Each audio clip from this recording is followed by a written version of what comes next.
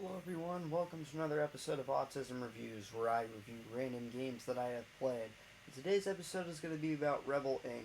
First of all, I apologize, my eyes are a little runny, so they've been bugging me, so apologize for that. But Rebel Inc. is a game made by the same developers as Plague Inc., so surely it's bound to be good, right? The first game made by this developer was about diseases. So, what's the next step in the evolution? Well, picture this. You just became the leader of a small country. You control the government 24/7. They give into every single one of your demands. The people of your country start to wonder why you won't give in to their demands or why your advisors are probably stoned off their asses. They then start to think you're a tyrant and form insurgency groups to terrorize the shit out of the country. But then you, being the world leader, say, I can't allow them to terrorize my people. It's my demands to sit on and do nothing with. And so you spend money on regimes and the military to try and stop them. That is Rebel Inc. There is a lot of stuff you need to keep track of. Not just the insurgents, but your own people too. You are the leader of this country, so you can't let them down. So you have to ensure your reputation doesn't reach zero. Funding initiatives is important to keep it that way, but if you fund too much, it'll increase your corruption risk and also will increase inflation, and, you know, people don't like that. The military is required to stop insurgents, but they don't last forever most of the time, and they may increase corruption if they fail. Plus, you'll have to cut off every escape route the insurgents take. Otherwise, they'll just keep getting away and you'll lose the game. Yeah, in case you couldn't tell, there's a lot of micromanaging you need to do to win. But it is super satisfying if you do win. But there are some other things to note. Before you go into the game, you can pick your advisors, which can help a little bit by speeding up sending the military, funding initiatives, etc., etc. So, I'd recommend playing on casual mode a lot if you want to unlock them all. Well, because that is important, because without all the initiatives, there's not a lot of strategies you can do. No, not initiatives, advisors. Oops.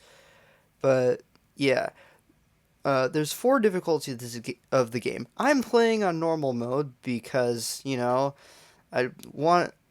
This is basically what the game is, how the game is meant to be played.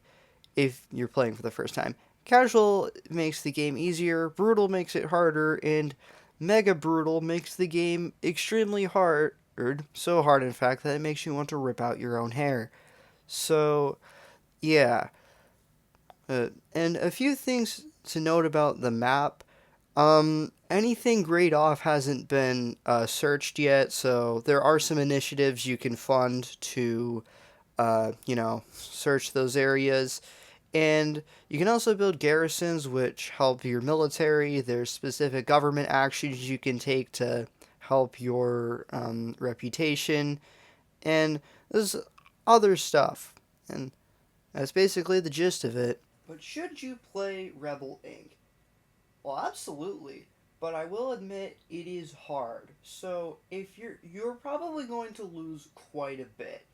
So don't feel worried about that.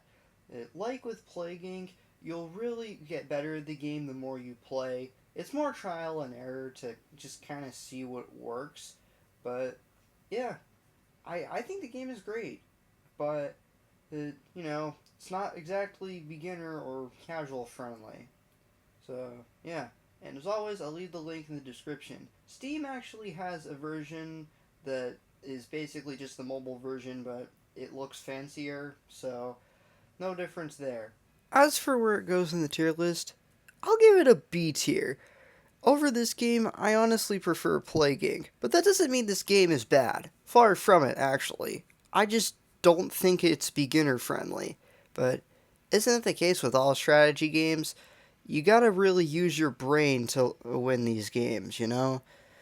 Well, my main issue with the game is really just my skill issue with micromanaging, but, that's not really an issue that's like part of the game. I can't just play the game right. But if you like strategy games, you'll will definitely like this, most likely.